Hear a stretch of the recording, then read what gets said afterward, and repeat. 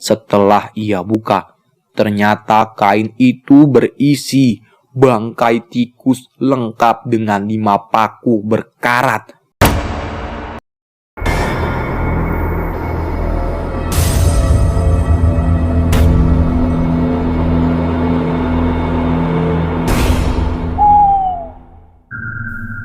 Pekalongan, 1980. Di sebuah desa di daerah Pekalongan terdapat satu keluarga yang memiliki usaha kain.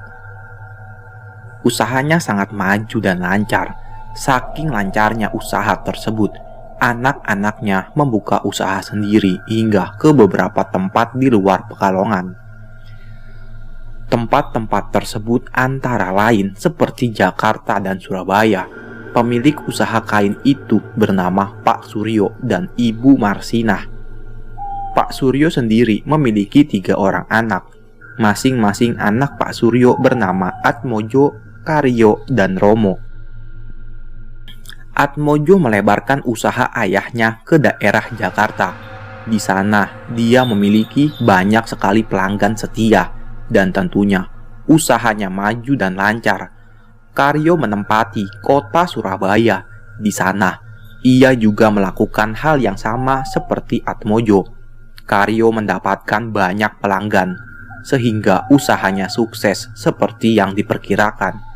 Sedangkan Romo, dia membantu ayah dan ibunya yang masih berada di daerah Pekalongan.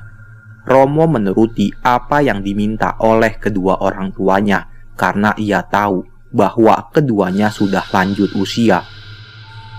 Anak-anak Pak Suryo dan Bu Marsinah merupakan anak yang pekerja keras. Mereka semua sama-sama ingin mewujudkan keinginan kedua orang tuanya agar usaha kain yang digelutinya menjadi usaha kain terbesar di daerah Jawa Tengah, bahkan se-Indonesia. Namun, di balik usaha sukses mereka, ternyata ada saja seseorang yang iri terhadap proses dan hasil yang mereka dapatkan. Hari pertama serangan santet. Pada suatu hari, saat pagi-pagi buta, rumah Pak Suryo didapati sebuah kain berwarna putih yang berisi bangkai tikus dan beberapa paku karat. Pak Suryo mengira kiriman seperti ini adalah hal yang biasa. Karena mengingat usahanya yang terus-menerus berkembang, Pak Suryo pun membuang kiriman itu agar tidak terjadi hal-hal yang tidak diinginkan. Akan tetapi, ternyata kiriman itu terus-menerus dikirimi oleh orang yang tidak dikenal hingga 40 hari lamanya. Setiap pagi hari, rumah Pak Suryo selalu dilempari oleh kain putih yang berisi bangkai tikus dan paku berkarat yang berjumlah 5. Karena sudah diambang kekesalan, akhirnya Pak Suryo pun meminta saran kepada orang pintar mengenai makna dan arti dari kiriman itu sendiri. Orang pintar itu sebut saja bernama Mbah Cungkir.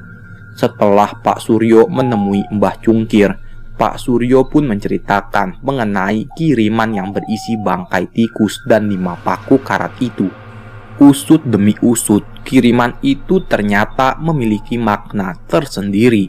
Menurut Mbah Cungkir, bangkai tikus itu bermakna jasad atau mayat, sedangkan 5 paku karat adalah 5 anggota keluarga Pak Suryo. Dan memang benar, kelima paku itu mengarahkan kepada keluarga Pak Suryo dan Ibu Marsinah, mengingat keluarga mereka yang berjumlah 5, yaitu Pak Suryo, Bu Marsinah, Atmojo, Karyo, dan Romo. Akhirnya, Pak Suryo pun meminta penangkal kiriman itu kepada Mbah Cungkir. Mbah Cungkir pun memberikan penangkal berupa tanaman daun kelor. Tanaman daun kelor itu sendiri memiliki kelebihan untuk bisa meredam hal-hal yang negatif seperti santet dan lain-lain. Mbah Cungkir menyuruh kepada Pak Suryo untuk menanam tanaman itu di depan rumahnya. Ada satu pantangan, yang tidak boleh dilanggar oleh Pak Suryo. Pantangan itu adalah tidak boleh memindahkan tanaman daun kelor ke tempat lain dengan alasan apapun. Jika dipindahkan, maka rumahnya pun menjadi berlubang. Berlubang di sini bisa diartikan bahwa rumah Pak Suryo dan Bu Marsinah akan mudah untuk terkena serangan. Jadi, tujuan dari tanaman kelor yang ditanam di depan rumah ini adalah agar ketika ada serangan-serangan berupa santet, maka tanaman daun kelor itu akan mampu meredam energi jahat dan bisa menepis kiriman tersebut. Pak Suryo pun melakukan apa yang diperintahkan oleh Mbah Cungkir untuk menanam tanaman daun kelor di depan rumahnya. Akhirnya, Pak Suryo pun pulang ke rumah untuk segera menanam tanaman daun kelor tersebut. Alih-alih ketika Pak Suryo sedang menanam tanaman daun kelor di dekat rumahnya, tiba-tiba ia melihat seorang tak dikenal menatapnya dari kejauhan. Orang itu seperti melihat aktivitas Pak Suryo yang sedang menanam tanaman daun kelor. Pak Suryo yakin kalau orang itu bukanlah orang asli warga desanya, karena ia juga belum pernah melihat orang itu sebelumnya. Setelah menanam tanaman daun kelor, orang itu tiba-tiba menghilang dalam sekejap. Pak Suryo masih penasaran siapa orang itu sebenarnya. Pada malam harinya, Pak Suryo meminta Bu Marsinah dan juga Romo untuk berbicara sebentar. Pak Suryo hendak meminta saran kepada istri dan juga anaknya mengenai kiriman aneh tersebut. Namun, ketika mereka sedang asik berbincang, tiba-tiba terdengar suara ledakan dari depan rumahnya. Ledakan itu membuat ketiganya terkejut. Pak Suryo langsung memiliki firasat kurang baik akan ledakan itu. Ia pun segera membuka gorden jendela dan melihat apa yang sebenarnya terjadi di depan rumahnya. Setelah Pak Suryo membuka gorden jendela, tiba-tiba kedua tangan Pak Suryo langsung gemetar seperti orang ketakutan. Dan ternyata yang dilihat oleh Pak Suryo di seberang jalan rumahnya adalah puluhan pocong dengan aneka ragam bentuk sedang menatap tajam ke arah rumah Pak Suryo. Mereka semua sedang berdiri sambil menggoyang-goyangkan kepalanya. Dan sumber dari suara ledakan itu adalah serangan santet yang berbentuk banaspati. Serangan yang menggunakan banaspati ini bisa dipastikan adalah serangan santet tingkat tinggi. Tujuan dari banaspati itu adalah menyerang rumah Pak Suryo. Namun, karena terdapat tanaman daun kelor, alhasil serangan banaspati itu tidak sama sekali menyentuh rumah Pak Suryo. Pak Suryo sendiri yang melihat kejadian itu, langsung menutup gorden jendelanya dan menyuruh kepada Romo serta Bu Marsinah untuk segera memasuki kamar. Itu adalah hari pertama mereka mendapatkan serangan yang mengejutkan. Malam itu, mereka semua saling menjaga satu sama lain karena hawa keberadaan pocong sendiri masih terasa kental di sekitaran rumahnya. Hari kedua serangan santet. Di hari kedua, Pak Suryo mendapati seorang pembeli misterius. Pelanggan itu memesan kain dengan jumlah yang sangat banyak. Akan tetapi, pelanggan itu meminta persyaratan yang sangat aneh. Ia meminta agar tanaman yang berada di depan rumah Pak Suryo untuk segera dipindahkan ke arah samping rumahnya. Pak Suryo mulai curiga.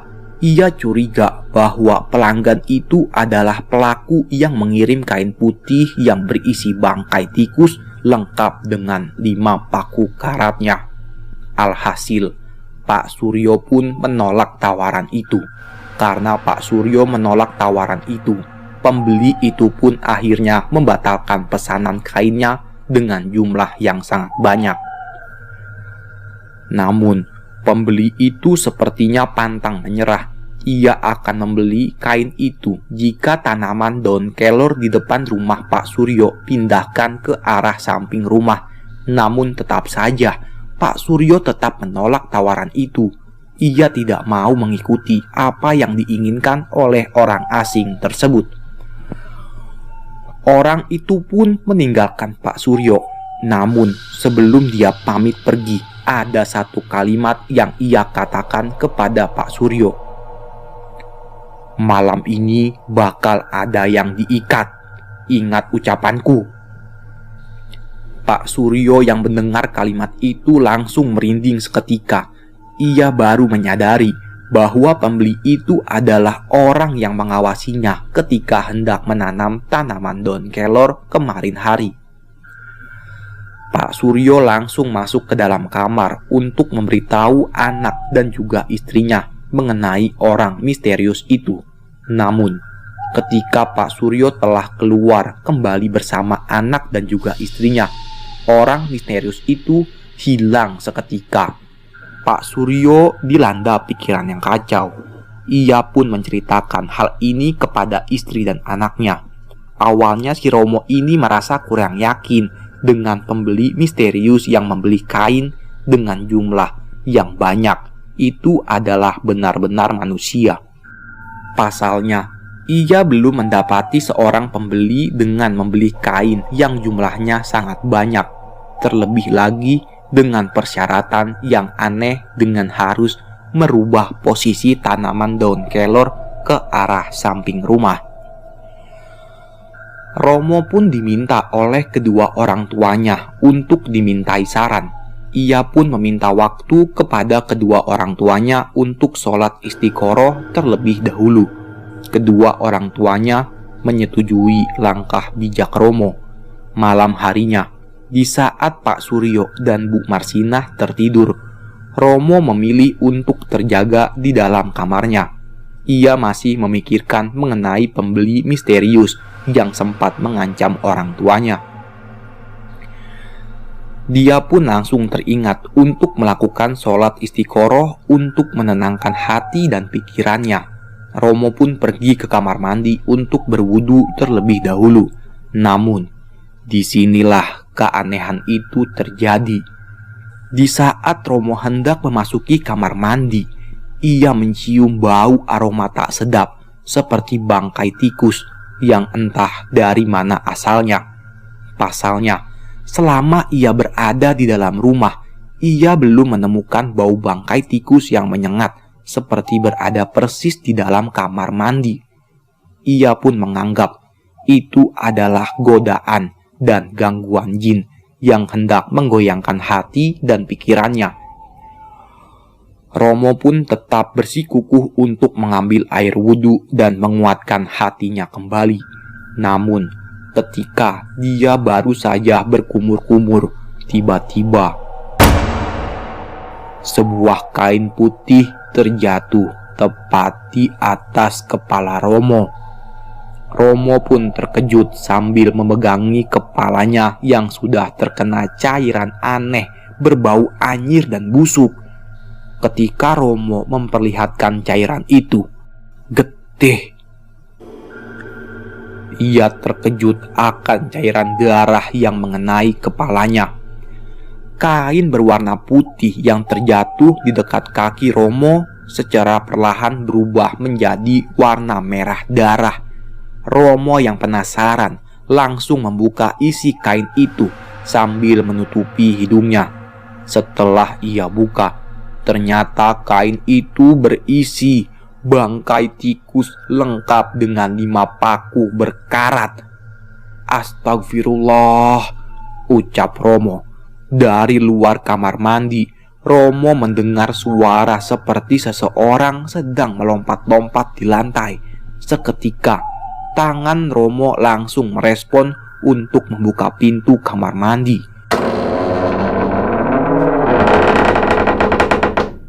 Setelah ia buka, ternyata yang berada di luar kamar mandi adalah ibunya sendiri, yaitu Ibu Marsinah. "Bu, ibu lagi apa?" tanya Romo. "Ibu habis pindahin tanaman daun kelor," ucap Bu Marsinah dengan nada datar dan wajah sedikit pucat. "Loh, kan kata bapak nggak boleh dipindahin tanamannya," ucap Romo dengan nada sedikit kesal. Di sini Romo merasakan ada yang berbeda dari kehadiran ibunya itu. Pasalnya, Romo sama sekali tidak menyadari kedatangan ibunya ketika ia hendak pergi ke kamar mandi. Padahal, saat Romo pergi ke kamar mandi, Romo tahu betul kalau ibunya sedang tertidur pulas bersama dengan ayahnya. Selain itu, wajah ibunya sedikit pucat dan sorotan matanya menjadi sangat tajam, seperti orang yang sedang dikendalikan. Pandangan Romo kembali tidak percaya ketika dirinya melihat kedua tangan dan kaki Bu Marsinah yang penuh dengan tanah. "Tanaman daun kelornya dipindahin kemana, Bu?" tanya Romo. "Di samping rumah," jelas Bu Marsinah. "Loh, kan kata bapak nggak boleh dipindahin, Bu," ucap Romo. Romo yang merasakan kejanggalan itu pun langsung buru-buru menuju ke arah samping rumah. Namun, di saat dirinya baru membalikan badan, tiba-tiba tangan Bu Marsinah langsung menyentuh pundak Romo sembari berkata, "Aku sudah tahu kalau keluarga ini akan meninggal semua," ucap Bu Marsinah dengan nada yang berat. Romo pun langsung membalikan tubuhnya dan seketika melihat perubahan besar pada wajah ibunya itu menjadi sangat mengerikan. Wajahnya sekarang semakin pucat, matanya melotot, nafasnya semakin berat, dan lidahnya bergerak-gerak ke kanan dan ke kiri, seperti hendak menerkam Romo bulat-bulat. "Bu, ibu kenapa?" tanya Romo. Bu Marsinah tidak merespon. Ia hanya menggerak-gerakkan lidahnya sembari menatap Romo dalam-dalam. Dan ternyata Bu Marsinah kerasukan. Di sini Romo mengingat akan cerita ayahnya, yaitu Pak Suryo, ketika mendapati seorang pembeli misterius pagi tadi. Pak Suryo mengatakan bahwa nanti ada satu anggota keluarga yang terkena ikatan oleh santet itu sendiri. Dan Romo yakin kalau yang dimaksud itu adalah ibunya sendiri. Romo mencoba untuk melepaskan tangan ibunya yang masih menempel di pundaknya. Namun, Bu Marsinah malah mendorong Romo hingga terjatuh. Keributan pun semakin memanas. Bu Marsinah terus-menerus menyerang wajah Romo dengan kedua tangannya. Romo hanya bisa berteriak minta tolong dan menepis serangan demi serangan yang diarahkan oleh ibunya itu. Pak Suryo yang mendengar keributan itu langsung terbangun dan baru sadar kalau istrinya sudah tidak ada di sampingnya. Romo awalnya masih bisa menahan saat Bu Marsinah ini terus mendorong, memukuli, dan menyakitinya. Namun, pandangan Bu Marsinah sekarang terarah kepada pisau yang berada di meja makan. Bu Marsinah pun segera berlari ke arah meja makan dan mengambil sebilah pisau untuk diarahkan ke tubuh Romo. "Bu, ibu mau bunuh aku?" tanya Romo. Romo mengarahkan kedua tangannya ke arah Bu Marsinah sebagai tanda untuk menghentikan serangan itu. Namun sekali lagi, tubuh Bu Marsinah sedang dikendalikan. Tepat di saat Bu Marsinah hendak menghujamkan pisaunya ke arah Romo, Pak Suryo langsung datang. "Marsinah, lagi apa kamu?" teriak Pak Suryo yang melihat istrinya hendak mengarahkan pisau ke arah Romo. Anehnya, ketika Pak Suryo mengatakan itu, tubuh Bu Marsinah langsung hilang kendali dan terjatuh ke lantai. Bu Marsinah pingsan saat itu juga.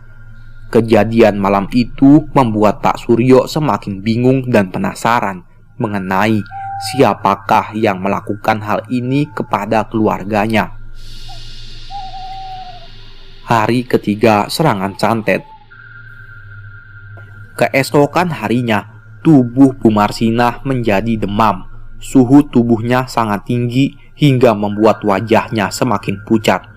Bibirnya juga selalu bergetar seperti orang yang berada dalam sakaratul maut.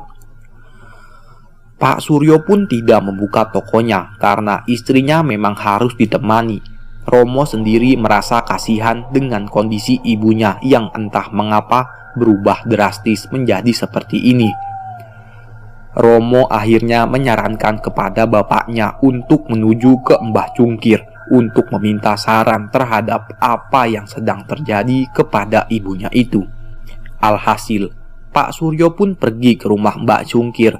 Ia menceritakan mengenai kejadian semalam dan memberitahu bahwa istrinya sedang sakit akibat kerasukan dan hampir membunuh Romo malam tadi. Mbah Cungkir pun memberitahu bahwa ada seseorang yang hendak membunuh keluarga Pak Suryo dengan santet yang sulit untuk ditembus. Pak Suryo pun bertanya siapakah orang itu. Mbah Cungkir hanya terdiam dan tidak menjawab pertanyaan Pak Suryo mengenai pelaku santet itu sendiri. Mbah Cungkir hanya mengatakan bahwa keluarga Pak Suryo sedang berada dalam bahaya, mengingat malam tadi Bu Marsinah telah dikendalikan dan berhasil memindahkan tanaman daun kelor itu. Bisa dipastikan bahwa keluarga Pak Suryo akan mendapatkan serangan santet lagi. Di sela-sela kebingungan itu, Mbah Cungkir juga mengatakan kepada Pak Suryo bahwa anak-anaknya yang berada di luar kota akan berdatangan secara satu persatu ke rumahnya. Pak Suryo yang mendengar penuturan dari Mbah Cungkir semakin khawatir. Ia takut kalau anak-anaknya yang berada di luar kota juga akan terkena kiriman itu. Pak Suryo meminta saran kepada Mbah Cungkir agar istrinya bisa diselamatkan bagaimanapun caranya. Namun, Mbah Cungkir hanya terdiam. Mbah Cungkir merasa dirinya tidak mampu lagi untuk menolong Bu Marsinah yang sudah terikat oleh santet itu sendiri dan sulit untuk dilepaskan. Pak Suryo pun kembali ke rumahnya dengan wajah yang murung. Ia sama sekali tidak menemukan cara agar istrinya bisa diselamatkan. Saat ia hendak masuk ke rumah, Pak Suryo mendengar suara teriakan kesakitan yang berasal dari kamar istrinya. Bersamaan dengan itu, Romo yang baru saja selesai sholat duha langsung buru-buru menuju ke kamar ibunya dan bertemu dengan bapaknya. "Ibu kenapa, Mo?" tanya Pak Suryo. "Gak tahu, Pak. Tadi Romo baru selesai sholat, terus ibu sudah teriak-teriak kesakitan." Saat mereka membuka pintu kamar, betapa terkejutnya mereka melihat perut Bu Marsinah telah membusung. "Astagfirullah, Bu,"